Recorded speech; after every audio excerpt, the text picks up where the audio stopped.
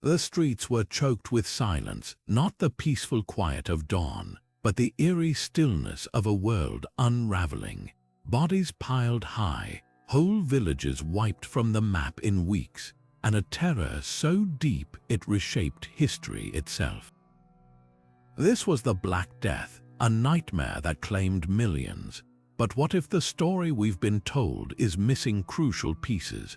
What if the real causes, the untold conspiracies, and the shocking truths behind this medieval apocalypse have been hidden in plain sight?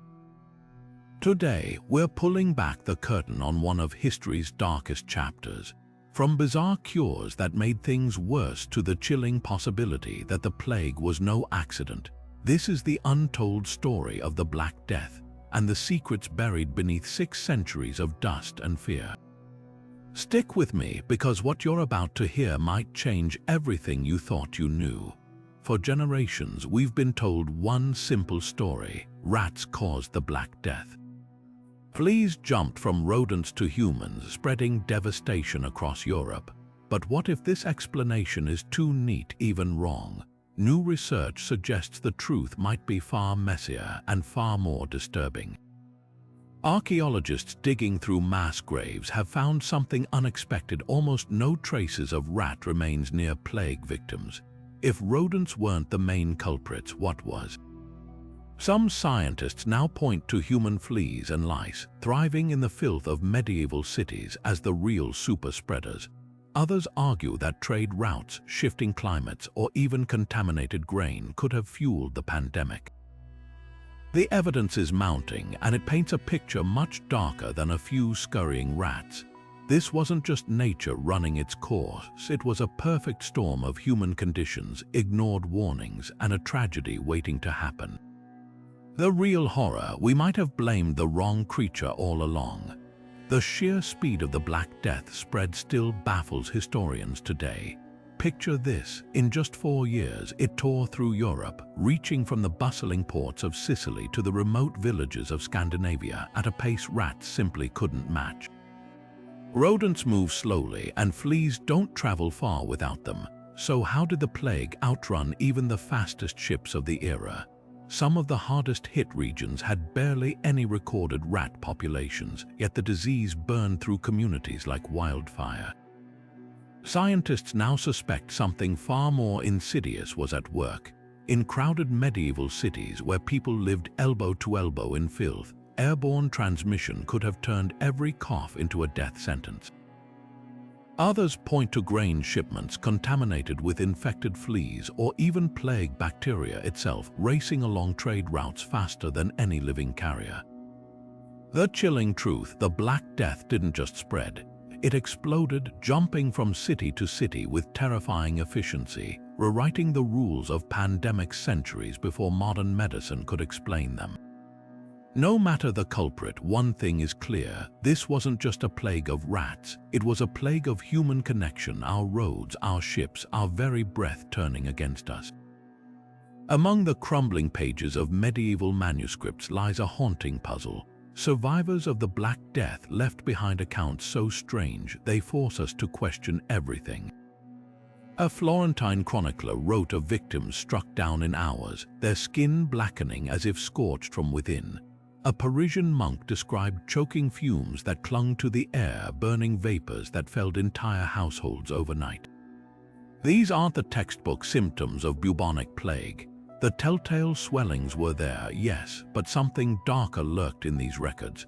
Take the case of a small English village where peasants reported seeing neighbors collapse mid-sentence, their bodies racked by violent spasms before death.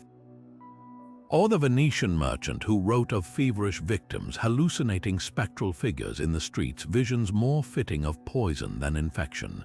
Even the timings defy logic. Traditional bubonic plague takes days to kill, yet countless reports speak of healthy people perishing before sunset. What were these witnesses really describing? Some scholars point to hemorrhagic fevers, others to a mutated strain of plague so aggressive it left no time for classic symptoms to form. A few even suggest toxic molds contaminating grain stores, mimicking plague while adding their own nightmarish twists. one thing certain: the Black Death wasn't a single horror but a chorus of them. Every crumbling account hints at a truth far more complex and far more terrifying than rats in the shadows. As we piece together these fractured testimonies, a chilling pattern emerges. This wasn't just a disease, it was an unraveling, a force so brutal it scrambled the very definitions of medicine, morality, and human endurance. And the deeper we dig, the clearer it becomes history's greatest nightmare might still be hiding its darkest secrets. Among the chaos of the Black Death, another mystery emerged, one that history often overlooks. Across Europe, reports surfaced of animals dying in staggering numbers, entire flocks of birds falling from the sky, livestock collapsing in fields, and packs of wolves vanishing from forests.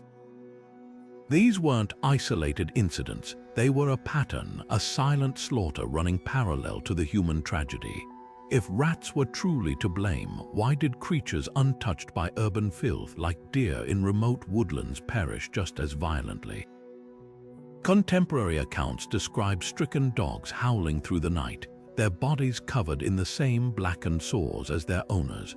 Farmers wrote of sheep dropping dead mid-graze, their fleeces matted with blood.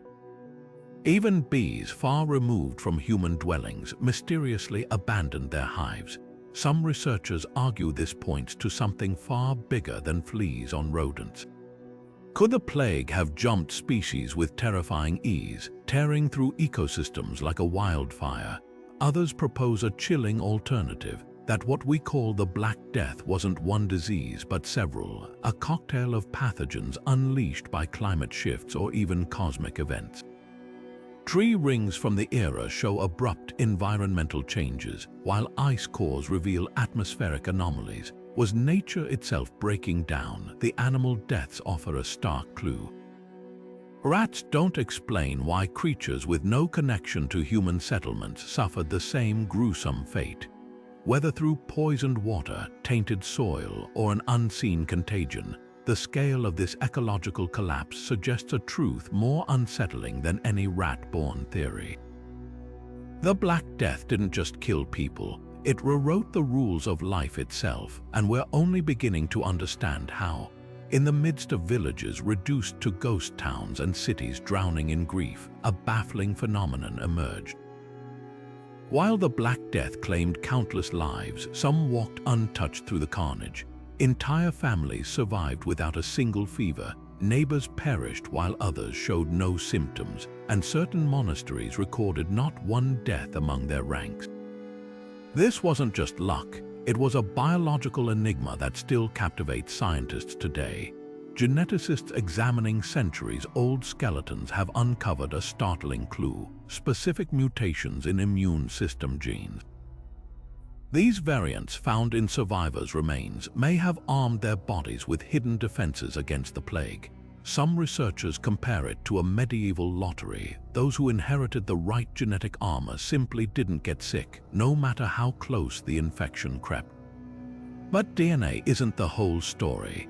Historical records reveal communities that employed radical isolation tactics long before quarantine was a formal concept. A group of English villagers walled off their town, turning away outsiders and burning letters before reading them.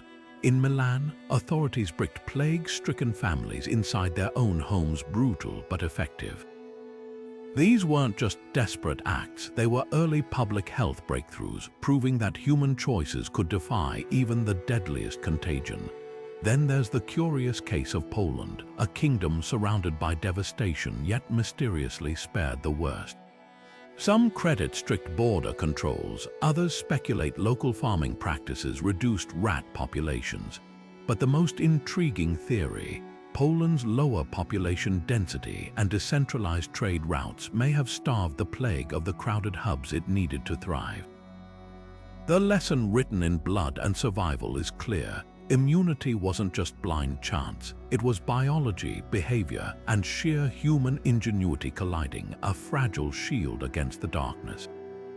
And as we unravel these secrets, we're not just decoding history, we're uncovering the quiet victories that kept humanity's flame alive. beneath the cobblestones of medieval Europe lie silent witnesses to the Black Death's fury, mass graves stacked with bones, their stories locked in centuries of dirt. But when archaeologists brush away the soil, these skeletons don't just whisper of plague. They scream of a world pushed to its breaking point. Take the pits of London, where forensic analysis revealed spines twisted by years of backbreaking labor long before plague struck.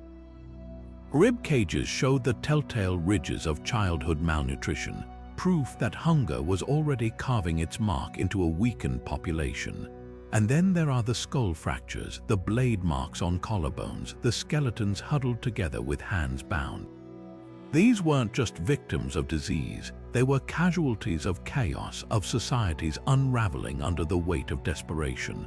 One grave in Provence tells a particularly haunting tale. A young woman's skeleton, buried hastily among dozens, bears the unmistakable pockmarks of syphilis, a disease thought to have arrived in Europe decades later.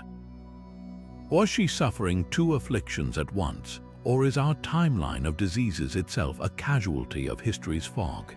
Even more unsettling are the pits where plague victims lie tangled with those clearly felled by violence. A mass grave in Barcelona holds men with arrowheads embedded in their ribs, buried alongside children showing classic plague symptoms. Did the disease ignite riots? Or did fear turn neighbors into executioners? The bones refuse to simplify the narrative. Forensic science paints a stark truth. The Black Death's toll wasn't just a number. It was a mosaic of suffering, where plague, starvation, and human cruelty fed off one another. These graves aren't just time capsules, they're mirrors reflecting how easily civilizations veneer cracks when death comes knocking. And as we piece together these fractured lives, one thing becomes clear. History's darkest chapters are never just about disease. They're about what happens to us when the lights go out. While the Black Death ravaged Europe, a powerful institution stood at the crossroads of salvation and suspicion: the Church. On the surface, priests comforted the dying, monasteries opened their doors to the sick, and prayers echoed through deserted streets. But beneath the holy veneer, something darker festered. Records from ravaged dioceses show sudden gaps in documentation, years where deaths went uncounted, where treatments vanished from abbey ledgers. In Siena, a bishop's private correspondence mentions a mysterious, holy tincture that spared his inner circle, while outside the cathedral walls, thousands perished. Rumors swirled of secret knowledge locked away in Vatican vaults. An Italian physician's diary from 1348 describes being shown an ancient herbal remedy by a desperate monk, one the Church allegedly suppressed to maintain control over terrified populations. They called it heresy to heal without God's hand, he wrote, but their cellars brimmed with cures. Even more damning are the financial records. In Marseille, tax rolls reveal church lands mysteriously expanding as plague-stricken families signed over deeds for spiritual protection. Some monasteries became inexplicably wealthy, stockpiling grain while surrounding villages starved. Was this divine providence or exploitation dressed in robes? The greatest clue may lie in what didn't happen. Despite their vast networks, no major religious order published comprehensive guides to avoid infection, no warnings about rats, no emphasis on cleanliness beyond ritual purity. Instead, sermons blamed the suffering on sin, urging penitence rather than prevention. When the wealthy Bishop of Avignon sealed his palace with vinegar-soaked cloths, a known disinfectant, he never shared the technique with his flock. This wasn't just neglect, it was a calculated gamble. By framing the plague as divine punishment, the Church positioned itself as the sole bridge to salvation. Whether through greed, fear, or sheer desperation for control, their silence cost lives. And in the ashes of the pandemic, one truth became clear: faith could comfort the dying, but for those in power, it was also a weapon. As panic spread faster than the plague itself, desperate eyes turned upward, not to heaven but to the stars.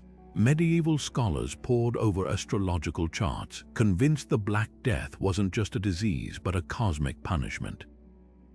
The year 1345 had brought a rare triple alignment of Saturn, Jupiter, and Mars, an event astrologers called the perfect corruption of the air. To them, it wasn't bacteria killing millions, it was the heavens out of balance. Doctors draped in silk robes prescribed remedies that read like alchemists' daydreams. Patients were told to wear emeralds to ward off venomous vapors or drink wine steeped with crushed rubies during a full moon. One surviving manuscript from Paris details a treatment where leeches were applied only when Mars rose, because bleeding a patient under the wrong constellation could inflame the humors instead of calming them. Even the wealthy weren't spared the absurdity. An Italian merchant's ledger lists payments for a pearl and sapphire amulet guaranteed to deflect celestial malice, costing more than a peasant's yearly wages. The most chilling prescriptions weren't just ineffective, they were deadly. Physicians insisted plague victims swallow powders of mercury and ground comet tails to cool the cosmic heat. Others practiced opposition therapy, forcing patients to inhale rose petals while standing in sewage, believing the extremes would cancel each other out. Astrologers in Padua went further, urging towns to ring bells during lunar eclipses to shatter the pestilential air. Behind these desperate measures lay a terrifying truth: medieval science had hit a wall. With no concept of germs, people grasped for patterns in the stars, trusting the sky's movements more than the corpses piling up at their feet. The tragedy. These cosmic cures didn't just fail, they distracted from the few real defenses like quarantine or clean water that might have actually saved lives. In the end, the stars were blameless. But the fear they inspired, that was all too human, and it proved something timeless. When faced with the unimaginable, we'll blame anything, even the universe itself, before accepting how little we truly understand. Amid the chaos and death, whispers spread like shadows' voices, accusing not rats or stars but human hands. Some claimed the Black Death wasn't an accident of nature, but a weapon wielded in secret. Wealthy merchants, rival city-states, even distant empires stood accused of unleashing the plague deliberately. By 1347, terrified crowds in Strasbourg dragged foreigners into the streets, convinced they'd poisoned wells with death powders. In Milan, rumors swirled that Venetian traders had smuggled infected linens into rival warehouses. Even kings weren't above suspicion. Chroniclers hinted that the English crown saw the plague as a way to cripple France's economy during the 100 Years' War. The timing of outbreaks fed these fears. Major trade hubs like Florence and Genoa burned with plague just as their banking rivals gained troubling advantages. Tax records show shipments of wool and grain mysteriously rerouted around certain cities right before outbreaks hit. One surviving letter from a Spanish merchant pleads with his brother to avoid ports in Pisa, writing, "The air there is bought and sold like bad coin." Then there were the wells. Across Germany, panic flared when people noticed certain water sources turning foul before plague struck. A physician in Cologne documented blackened rings around contaminated wells, too precise for natural decay. Modern forensic tests on medieval well bricks revealed traces of arsenic and rotting animal matter, substances known to medieval alchemists. Could someone have been brewing poisons to mimic plague symptoms? But the most chilling evidence lies in the patterns. Plague deaths spiked along key trade routes not just once but repeatedly, as if someone was replenishing the contagion. Florentine quarantine logs from 1348 show guards intercepting a cargo of spices that later tested positive for bacterial traces matching plague strains. Whoever or whatever was behind these acts, their fingerprints linger in the archives, not as rats or fleas, but as ledgers adjusted, rivals silenced, and whole cities brought to their knees.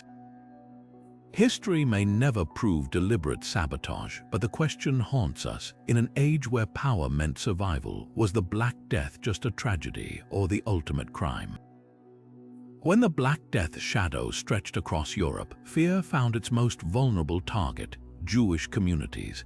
As villages emptied and graveyards overflowed, rumors spread like wildfire claims that Jewish people were poisoning wells to spread the plague. These weren't just whispers, they became death sentences. In Strasbourg, nearly 2,000 Jews were burned alive in a single day.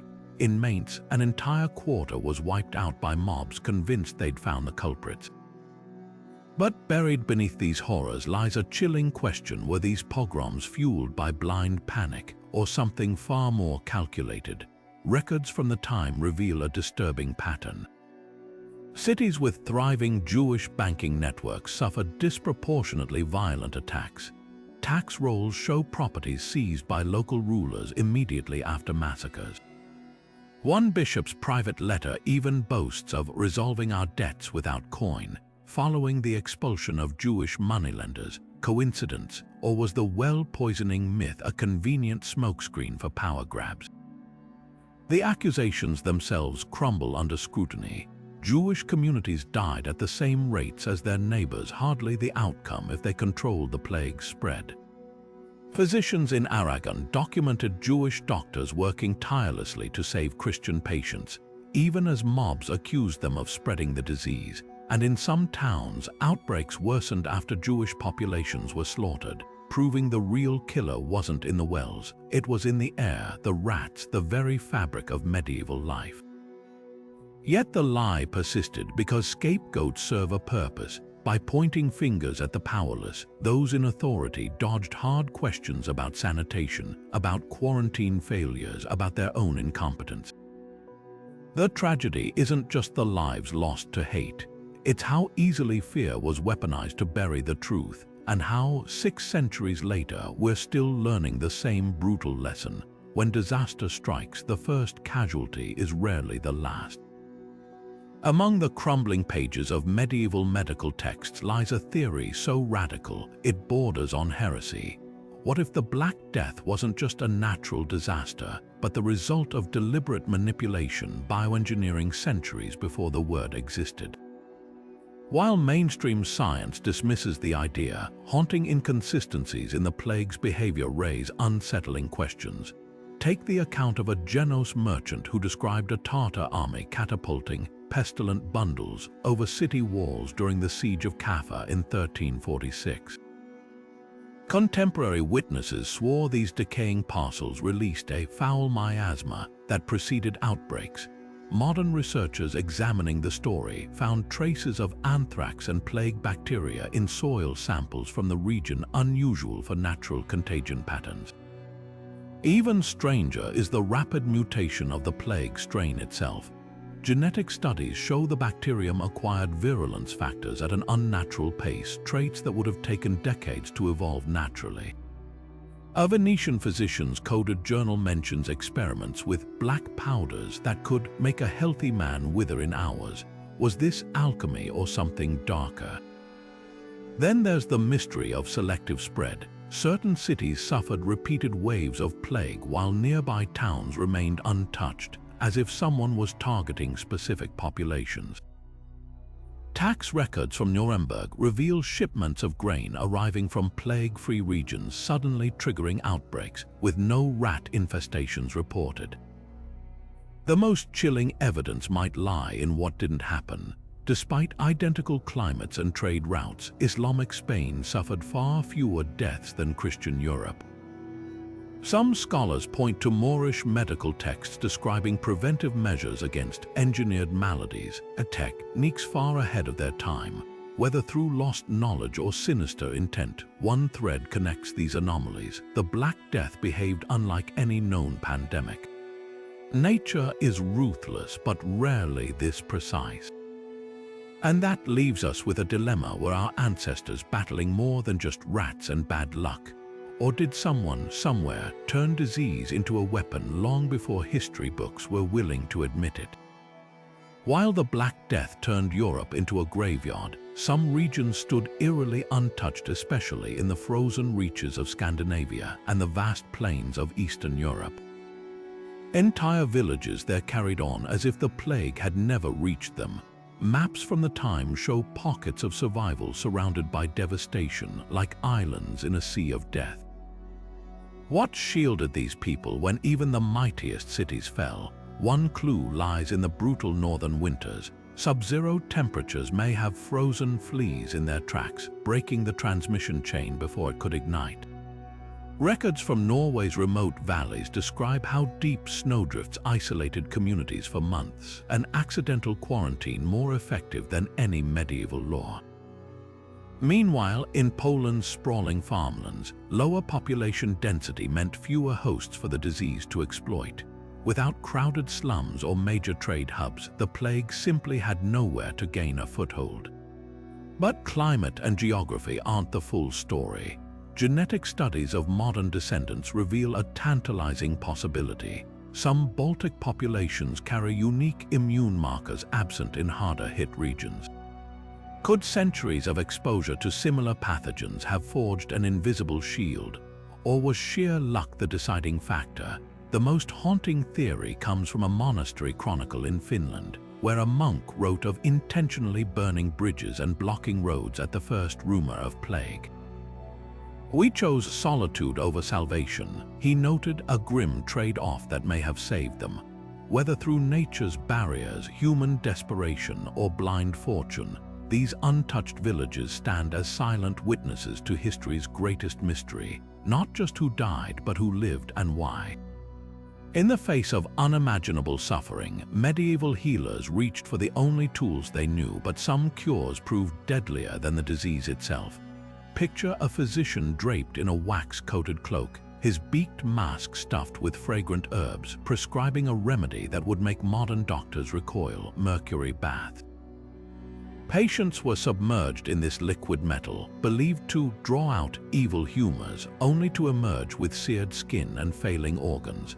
Records from Avignon describe noblemen who survived the plague's initial fever, only to perish in agony after their prescribed mercury treatments. Then there were the tonics concoctions laced with arsenic, crushed emeralds, or even powdered human skulls. Apothecaries swore these potions could balance the blood, but in reality they accelerated death. A Milanese doctor's ledger lists a single month's orders: 200 vials of arsenic-laced syrup, all sold to desperate families. Autopsy reports from the era reveal victims with livers shriveled to half their size, their bodies poisoned by the very substances meant to save them. Perhaps the cruelest irony was bloodletting. Physicians clinging to ancient Greek theories, sliced veins open to release excess bile, weakening patients already fighting for breath. A handwritten note in a Parisian hospital's logbook admits the truth: "We bled 30 this morning. By evening, 29 were cold." Even the wealthy weren't spared. King Charles VI of France endured 47 bleedings in 1 year, leaving him bedridden and delirious. These weren't just mistakes, they were catastrophic failures of a medical system unprepared for catastrophe. The real tragedy: some methods like vinegar-soaked cloths or strict isolation actually worked. But in a world where science and superstition blurred, the loudest voices often carried the deadliest advice. And as the bodies piled higher, one truth became undeniable: sometimes the cure was worse than the plague.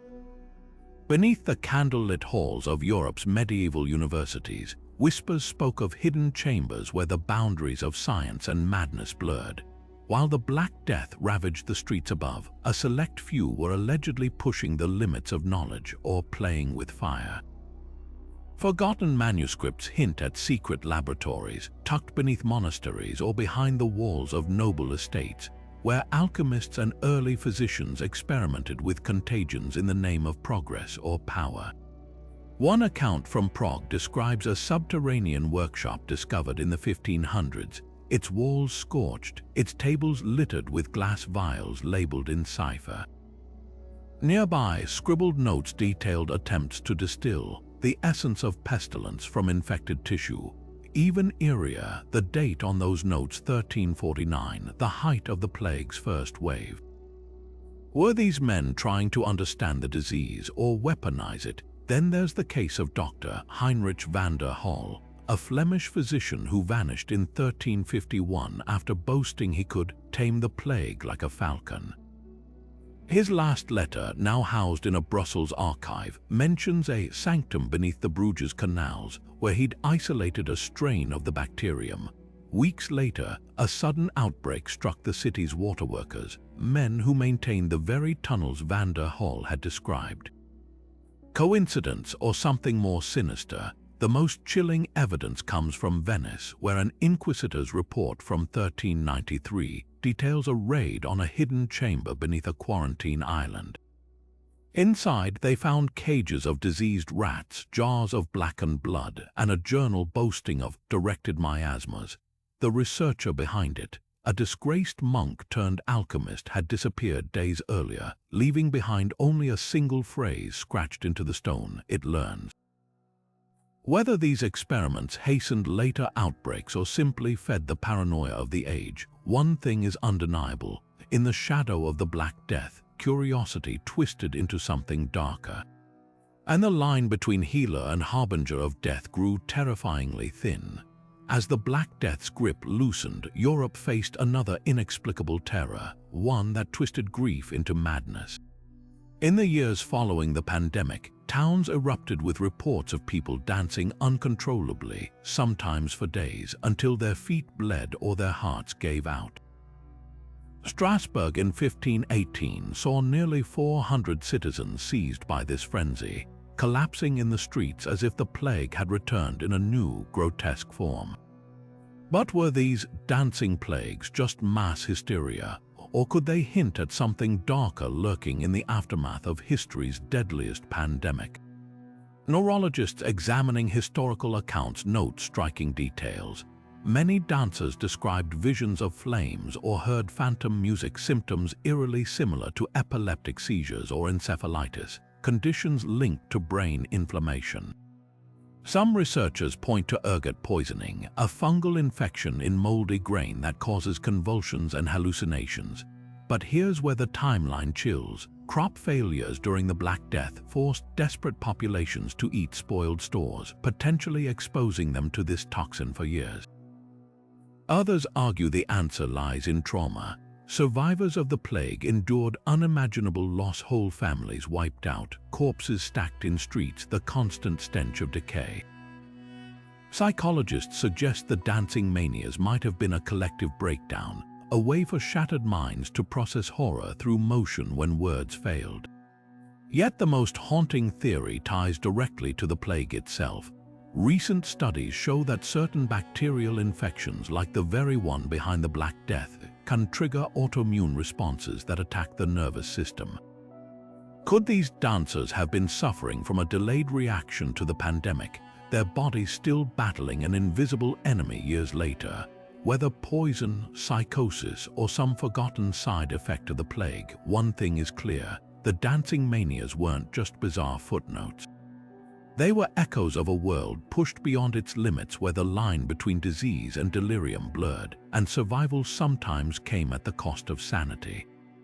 The devastation left by the Black Death seemed irreversible. Entire cities hollowed out, economies shattered, a generation lost. Yet from this wreckage emerged something extraordinary, the spark that would ignite the Renaissance. The plague didn't just take lives, it shattered systems, creating vacuums where new ideas could flourish. With half of Europe's population gone, the survivors found something unexpected in their hands: power. Labor shortages meant peasants could suddenly demand higher wages or walk away from feudal lords entirely. Manuscripts from Florence detail farm hands refusing to work unless paid in silver, not promises. In England, the feudal system crumbled as landowners, desperate for workers, offered land leases instead of bondage. The old hierarchy, rigid for centuries, began to crack under the weight of necessity. For the first time, common people had leverage, and they used it to climb, but the real revolution happened in mines, not markets. With so many clergy dead, the church's grip on knowledge weakened. Universities reopened their doors to non-religious scholars, and suddenly, dissecting human bodies wasn't heresy, it was medicine. In Padua, doctors who'd watched the plague defy ancient medical texts began questioning everything. A Venetian physician's notebook from 1382 reads, Galen's humors could not save them. We need new rules. Art tells the same story. Before the plague, paintings glorified saints and suffering. Afterward, artists like Giotto filled canvases with raw humanity, faces lined with grief, hands clutching loved ones. The dead weren't just symbols anymore, they were individuals. Even architecture shifted as airy, light-filled designs replaced cramped Gothic spaces, a subconscious rejection of the dark, plague-choked alleys that had haunted survivors. The cruelest irony, the Black Death's indiscriminate slaughter created a world where talent mattered more than birthright. A shoemaker's son could become a master painter, a merchant's daughter might fund a scientific expedition. What first appeared as civilization's death knell became its unlikely rebirth, proof that even history's darkest hour can hide the seeds of a brighter dawn. The Black Death didn't just rewrite history, it defied it. Modern epidemiologists studying its patterns keep stumbling over the same unsettling question. Why doesn't this so-called bubonic plague behave like any plague we know today? The differences are too stark to ignore. Contemporary accounts describe symptoms that go beyond swollen lymph nodes, victims bleeding from the ears, skin blackening as if burned, hallucinations of shadowy figures. These aren't typical signs of Yersinia pestis, the bacterium behind modern outbreaks. So what were medieval Europe's dying really fighting? One radical theory suggests the Black Death wasn't just a mutated strain, it was a relic. Ancient DNA extracted from Bronze Age skeletons shows traces of pathogens unlike anything in modern databases. Could a long-dormant disease have resurfaced when climate shifts thawed frozen burial grounds or disturbed ancient battlegrounds? There's precedent. Siberian reindeer herders still occasionally contract anthrax from century-old carcasses exposed by melting permafrost. If nature's deep freeze preserved such threats once, why not others? Then there's the timeline problem. Genetic studies show the plague bacterium evolved at breakneck speed during the Black Death, gaining virulence factors that should have taken millennia to develop. A few researchers whisper about contamination, not from rats but from something far older. Manuscripts from a Krakow monastery reference miners uncovering a cursed barrow in the Carpathian Mountains months before the plague reached Poland. The scribe describes a black sludge coating the bones inside and workers dying with sores matching plague accounts, coincidence or proof of a Pandora's box unearthed. But the most chilling hypothesis comes from fringe science circles. The Black Death spread patterns eerily resemble modern bioweapon dispersal models, too precise for natural transmission. Strange gaps in trade routes where the plague inexplicably skipped towns only to reappear downstream. A Venetian doctor's encrypted journal mentions a patient raving about time walkers spreading the breath of unborn ages. Most dismiss it as delirium, but given how poorly the pandemic fits known biology, could there be a sliver of truth buried in the madness? Whether ancient scourge or something even more unfathomable, one fact remains: the Black Death didn't play by nature's rules. And that leaves us with a haunting possibility that history's greatest killer might not have been of this time at all. Deep within the Vatican's labyrinthine archives, hidden behind iron gates and centuries of silence, rumors persist of a sealed collection known only as Libri Pestilentiae, the Books of Plague. These forbidden texts allegedly contain first-hand accounts of the Black Death, too dangerous, too heretical, or too revealing to ever see daylight.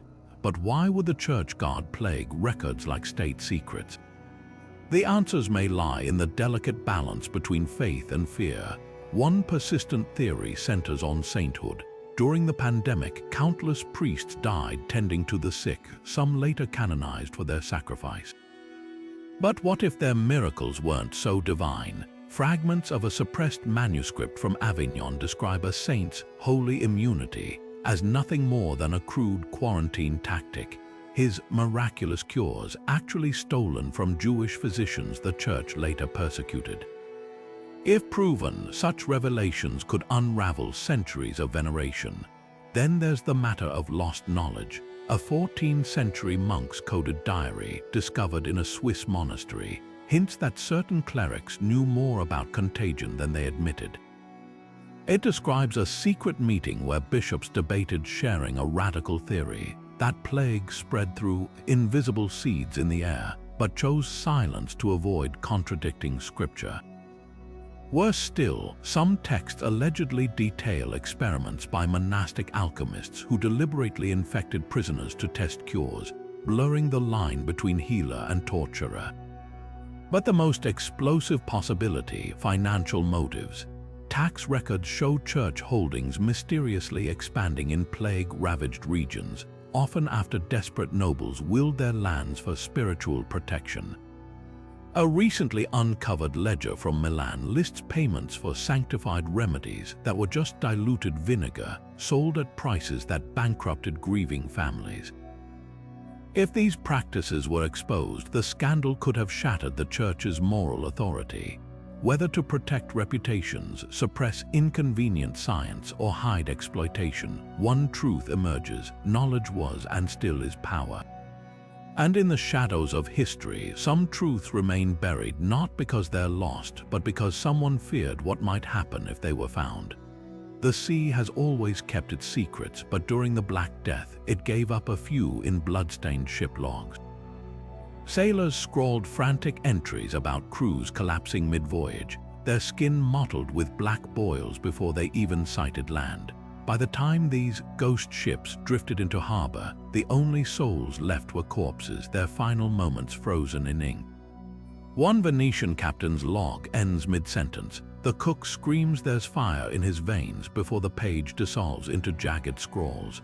What made these floating death traps so lethal?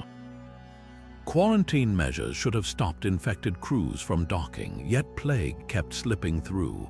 The answer might lie in what these ships carried: not just people, but cargo.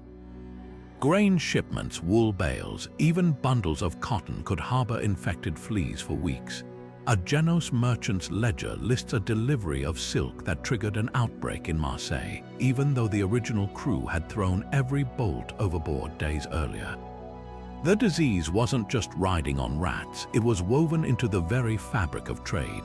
Then there were the ships themselves. Tar-coated timbers, damp hulls, and layers of rotting food waste created perfect breeding grounds for bacteria. Modern tests on salvaged medieval ships found Yersinia pestis DNA embedded deep in the wood like a time capsule of death. No wonder ports that burned suspect vessels saw fewer outbreaks. The real horror: some of these plague ships were repaired and sent back to sea, their hulls still whispering with infection. But the most chilling revelation comes from a surviving sailor's diary in Barcelona.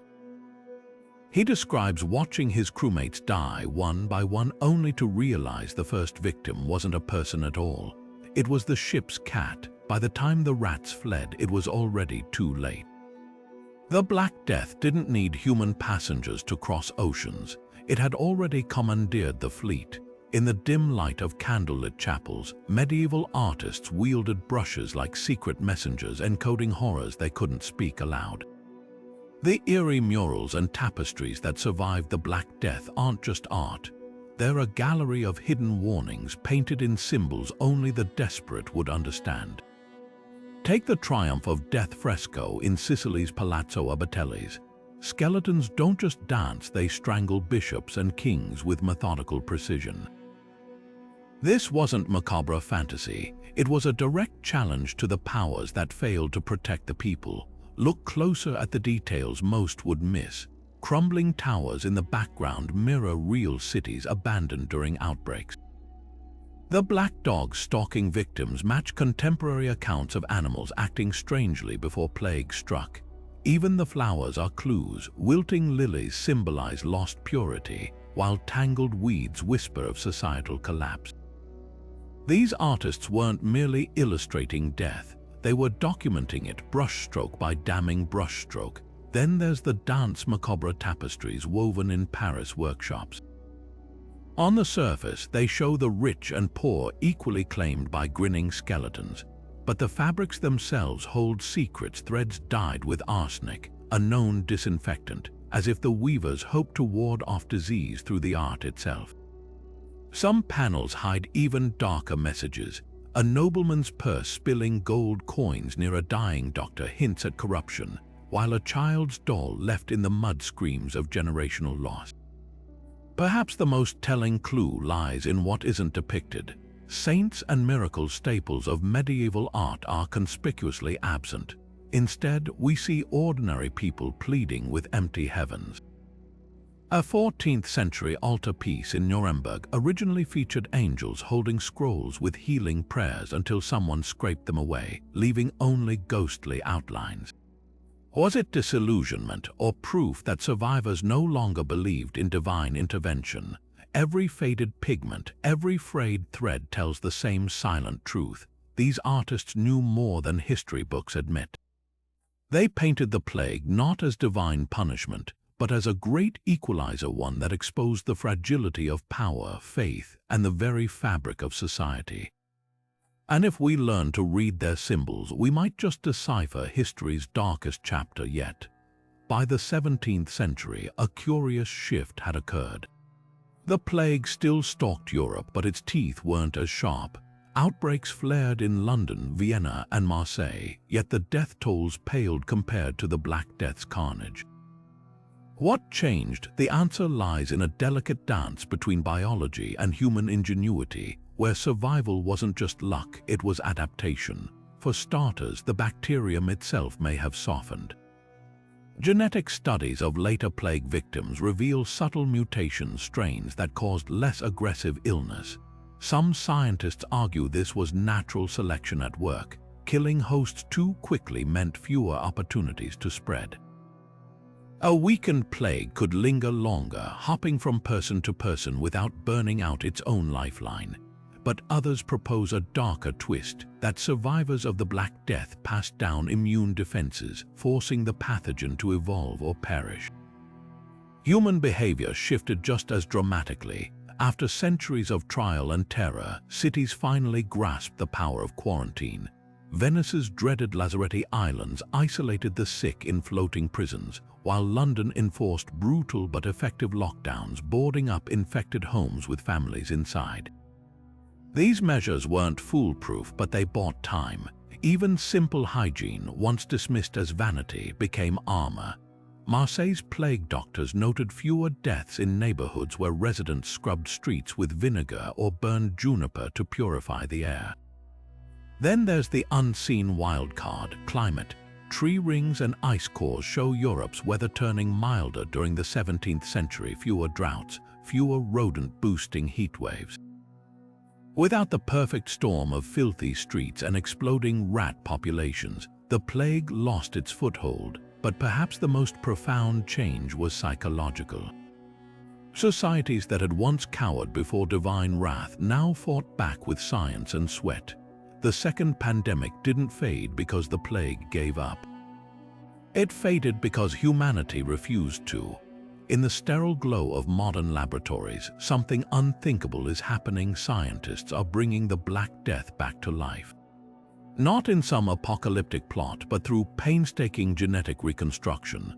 By piecing together fragments of ancient plague DNA, researchers have successfully revived dormant strains in high-security labs. The goal: to crack the code of what made this medieval nightmare so unstoppable. Yet this scientific triumph comes with a chilling question: are we playing with fire to understand the past? One groundbreaking study in Germany successfully resurrected a 700-year-old strain by extracting DNA from plague victims' teeth.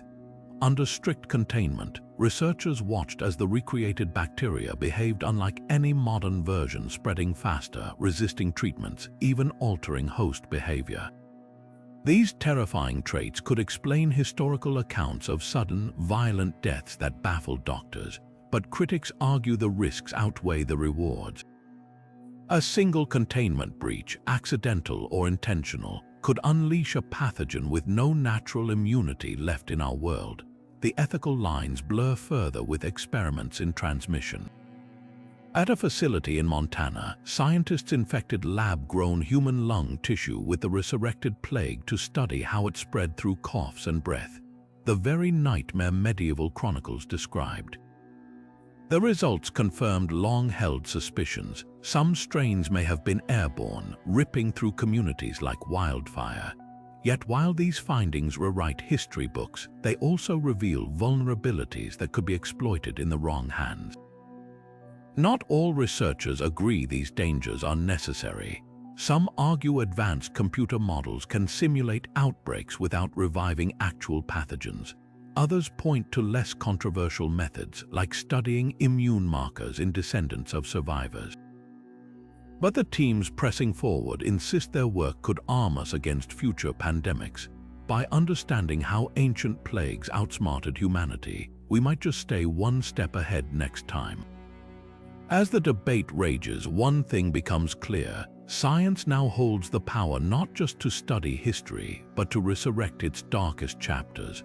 Whether that's a revelation or a reckoning depends on who you ask and how much trust we place in the hands of those who dare to reawaken the past. Centuries may separate the Black Death from COVID-19, but the echoes between these two pandemics are impossible to ignore. The moment news of a mysterious illness began spreading in early 2020, history started whispering warnings we'd heard before: panic in the streets, conflicting advice from authorities, and the same desperate scramble for answers that gripped medieval Europe. Yet the parallels run deeper than chaos. Both plagues expose the fragile seams of society, revealing how quickly fear can unravel progress. Take misinformation. Just as 14th century towns blamed Jewish communities or poisoned wells, 21st century social media birthed wild theories about lab leaks and miracle cures.